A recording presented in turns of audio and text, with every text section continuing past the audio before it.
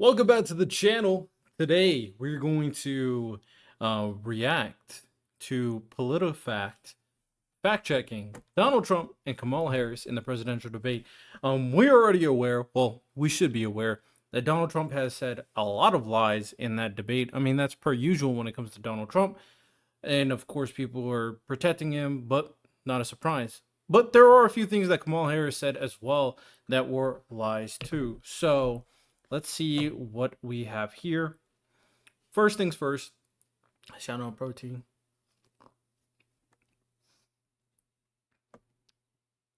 Trump says in Springfield, Ohio, they're eating the dogs. The people that came in, they're eating the cats, they're eating the pets. Lie. The city spokesperson told PolitiFact that the Haitian immigrants in Springfield, Ohio, are stealing. The claims that they're stealing pets is false, are unfounded. Said the city has received no such reports, and the Springfield police told local news outlet the department has received no reports of pets being stolen or eaten. So, the claim that any Haitian immigrants in Springfield, Ohio, are eating pets is wild and it's crazy. Let's keep on going. Harris said Trump will impose a sales tax. Economists that have said that Trump's sales tax would actually result for middle class families in about 4,000 more a year. The sales tax, I'm guessing this is referring to tariffs. So let's see what PolitiFact says. It's half true. Trump has repeatedly proposed wide-ranging tariffs on foreign goods, including a 10% to 20% across-the-board tariff, which means tariff on every country that brings goods into America, and a 60% levy on goods from China. Although tariffs are imposed separately from tax system and consumers would feel their impact much the same way as taxes. However, the specific dollar impact on consumer varies. Two estimates we found generally support Harris's 4,000 figure to show a smaller, though still significant impact. So basically what this is saying is yes, Trump is trying to do a across the board tariff on countries bringing goods, and that can heavily impact the economy, especially middle class families. Just like how people complain about taxes being put on X, Y, and Z goods in America, goods that are getting taxed that are being brought into America are also affecting the middle class to the poor. So, next, Trump's abortion claims. Governor before said that the baby will be born and we'll decide what to do with the baby. This is what he said. The Virginian governor said.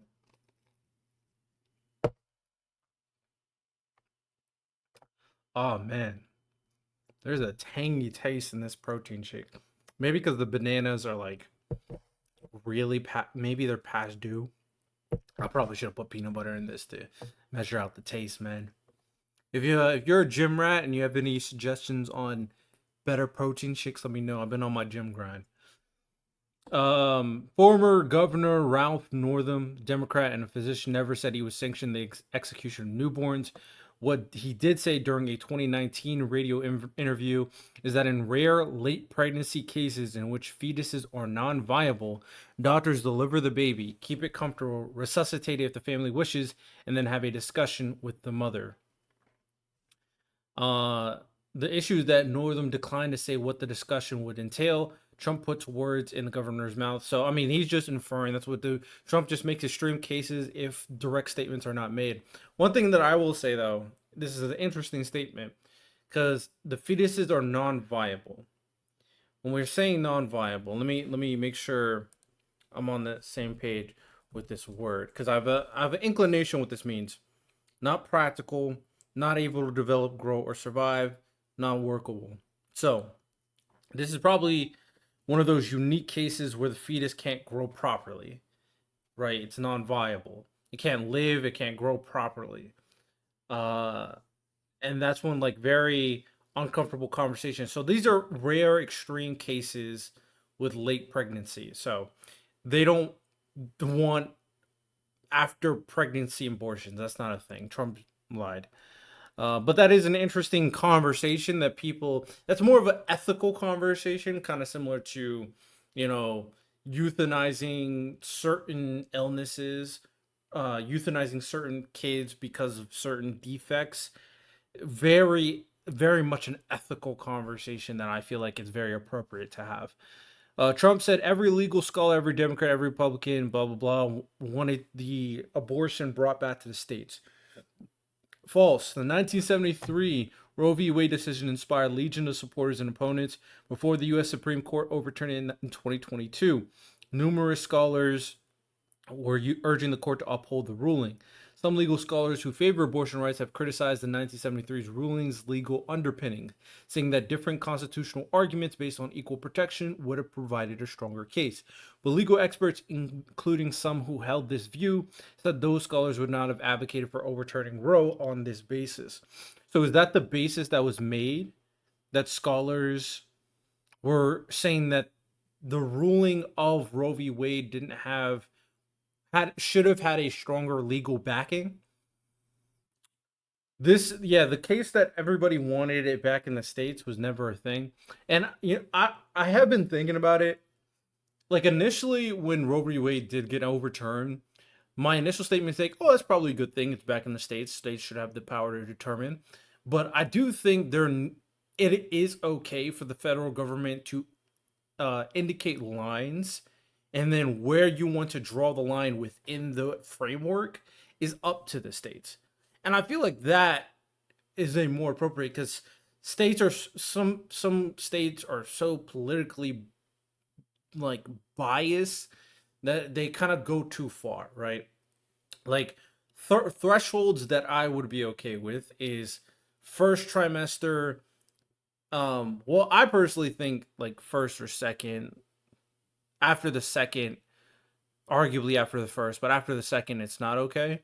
But like have it a threshold saying, okay, first trimester, anything before the first trimester or in between like the first and second trimester is unhinged. And anything after like the second or third trimester is unhinged. Like those guidelines, I think, are appropriate personally. Uh, Trump said it was fraud, just like their number of 818,000 jobs that they turned out to be fraud. I've already seen this be debunked constantly in terms of jobs. The what does he call it? Buyback jobs, or I think that's the terminology used. Yeah, that's just not true. These are legit jobs that are getting created. Oh man, I'm gonna oh, this protein shake needed peanut butter. It 100% did. I think the bananas are way past the expiration. Not expiration, but they're just not good anymore. 21 million immigrants did not come into the U.S. Millions and millions of people are pouring into our country, where it's, I believe, 21 million people. This is false. During Biden's administration, immigration officials have encountered immigrants illegally crossing the U.S. border around 10 million times. When accounting for gotaways, people who border officials don't stop, the number rises to about 11.6 million. But encounters aren't the same as emissions. Encounters represent events, so one person who tried to cross the border twice counts as two encounters. Not everyone encounters let into the country. So about 3.8 million people have been released into the U.S. to await immigration court hearings. So yeah, these numbers, people get misconstrued. Like I heard someone said like hundreds of millions before. Like they need to distinguish between encountering people at the border versus people come in. And the stat that they say here is 3.8. You could argue 3.8 is still a lot, but obviously it's way less than 21 million. Way less than 21 million. Donald Trump left us the worst unemployment since the Great Depression. When I did hear this, I wasn't sure it was correct, but they said it's false. Unemployment rate spiked to post Great Depression records of 14.8% in April 2020. As the pandemic escalated, Trump was in office then, but he didn't leave Biden or Harris with post-depression record unemployment rates. By December 2020, the employment rate had fallen back to 6.4%, which is high for recent history, but well below numerous spikes during recession. So high unemployment rate because of COVID and everything. Of course, it started out good, like in Trump's like first 2 years, the unemployment rate was pretty low, and then it got really bad during COVID, of course, in the second half of Trump's term, and which is interesting considering Joe Biden has lowered unemployment rate to I think 1% or below 3%. So, but he doesn't get the credit for that, considering he's getting people jobs after what COVID did to the world economy. Let's keep going. Trump's ridiculous claim about Venezuela. Do you know what crime in Venezuelan crime in countries all over? Yeah, he was saying this. I said in my reaction that I doubt this is true because they've taken their criminals off the street and given it to our country. There's no evidence that countries are emptying their prisons or mental institutions and sending them illegally to migrate to the U.S. Yeah, I don't know where he got this from. Immigrant officials arrested about 103,700 non-citizens with criminal convictions from fiscal years from 2021 to 2024. Interesting statistics that it's not up here is that Joe Biden deported more people than Donald Trump. I wonder if you knew that. I bet you didn't. All right, keep going. Trump, under Biden Harris, the U.S. had the worst inflation we've ever had. False. The highest year-over inflation rate on Biden's watch was around 9% in summer 2022. That was the highest in about 40 years. So, I mean, this is an exaggeration, but also the year-over inflation rate has fallen since its 2022 peak under Biden. It was at 2.9% in July 2024, the most recent month available. Inflation has lowered to the point where they can start cutting down costs. Again, people don't really care because they care about politics, not the actual facts. And inflation was that high to kind of deal with the economy, right? They weren't doing this on purpose to screw over the people. COVID happened, inflation rose. They had to deal with a lot of stuff, right? Now inflation has lowered dramatically since then because of how much the economy has been improving. And the economy will continue to improve as long as we don't have Donald Trump in office. Not gonna lie. So let's keep going. Trump said, referring to the lawsuits he and they said we didn't have standing, a technicality. Oh, let me read this again. Referring to the lawsuits he and allies filed alleging irregularities in the 2020 presidential election that he lost, no judge looked at it. They said we didn't have standing, a technicality. False. The lawsuits failed for different reasons. Some were dismissed for lack of standing, which means the judge ruled that the plaintiff didn't have a stake. Others had errors in the filings, but in many cases, judge determined that the allegations lacked proof. That's what I heard too. At least 10 didn't work because the evidence wasn't good. Simple as that. There was not good evidence. So another lie. Trump said Harris wouldn't even meet with Netanyahu when he went to Congress. Half true. Harris did miss the speech in Congress. Instead, she made a previously scheduled keynote speech to the sorority. Harris met with Netanyahu the following day. So she did meet with the sorority, which is funny. So Trump points there. But as I said in my reaction, her and Biden met with Netanyahu personally after. She just didn't go to the Congress keynote. So again, there's a truth. Like, Donald Trump just needs to tell the truth. This is a funny line, but it has no merit because she did meet with Netanyahu. So Trump distorts. Trump said Harris has a plan to defund the police. Mostly false. The Trump campaign has pointed statements by Harris made in 2020. I did see the statements. Harris was asked about the defund the police movement. She called for reimagining public safety. I did read this. So she doesn't agree with defund the police, but she did say something like, we do want to make sure that the police system is being used properly. I'm kind of paraphrasing. And she wants us to look at their finances to ensure that it's getting used to the best of its ability and for the people. So, I mean, you can technically say that's defunding the police. If they're not using their funds correctly, then that funds is being wasted money and it should be taken away. You can technically say that. But the defund the police movement based off like crazy lefty liberals who just want to take money from the police just cause, yeah, she doesn't agree with that from what I'm aware of. Trump said on the Affordable Care Act, I saved it. He has concepts of a plan. This is false. We'll keep going. Harris said when he was president, Trump invited the Taliban to Camp David. I think he admitted to this as well, so this is true. Trump said he was canceling a So he invited the Taliban to meet at Camp David before canceling the meeting. So he didn't even have the meeting. Trump said he was canceling a planned secret meeting for peace talks with the Taliban leaders at Camp David, the famous Maryland country retreat for presidents. The meeting was scheduled to take place at September 8th, 3 days before September 11th. Trump said his term's month-long peace talks with the extremist group were over because the Taliban had killed a U.S. soldier a few days before the meeting. You can't do that. You can't do that with me.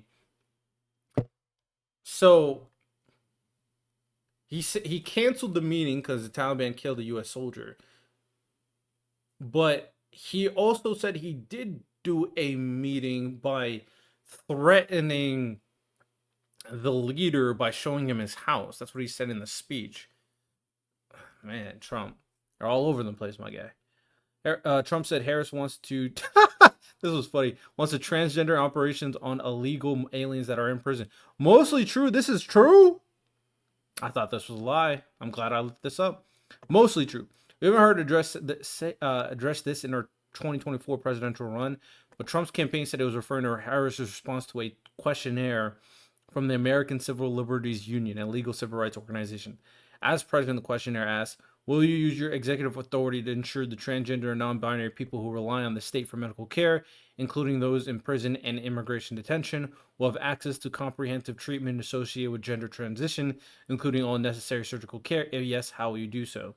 Yes, and wrote, I support policies ensuring that federal prisoners and detainees are able to obtain medically necessary care for gender transition, including surgical care while incarcerated or detained. Interesting. So, wants to do transgender operations on illegal aliens that are in prison. Um, Interesting. Interesting. I say no go. I don't feel like we should waste any funds on people who want to transition in prison. I say no for that. And I say no for immigrants, illegal immigrants too. Say no for both. If they want to transition, I mean, get out of prison or become a legal migrant. So, if she did say that, I get this is very much a leftist take. I get it. I get why she would say that. And I'm gonna say no. Personally, I'm gonna say no. Project 2025, there would be a national abortion. Mostly false. Harris misleads by Lincoln Trump. Yeah, Project 2025 does say this. Trump says he's not with Project 2025. He could be lying, but it's not a strong point to bring up that I've said continuously. Trump said crime here is up through the roof. This is mostly false. The fact that he says mostly, I know crime is down to really good levels, but the fact that they said mostly false is interesting. National Crime Victimization Survey, with which the Justice Department conducts annually by surveying Americans about crimes they've experienced, showed a 43% increase in violent crime from 2020 to 2022. But the other main federal study of crime conducted annually by the FBI and based on official crime reports from law enforcement shows a decline from 2020 to 2022. It's unclear why the two surveys diverge so much, experts say, but by focusing only on the victimization survey, Trump is ignoring the FBI data through 2022, which is interesting because I think relying on people's accounts of things that are happening to them personally is super misleading. It doesn't really take the first full picture. So personally, I would be more inclined to believe the FBI data versus a survey because how can they distinguish crime from back then versus now? One, and are they able to conceptualize the idea of crime happening to them as versus crime happening in the area? I doubt it. So that's why I wouldn't take it as strong of evidence. Trump administration resulted in a trade deficit, one of the highest we've ever seen in America. Mostly false. At its largest, the trade deficit for goods and services under Trump was about 654 billion.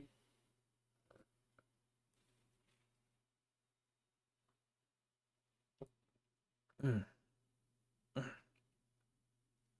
This is not good. This is not good at all.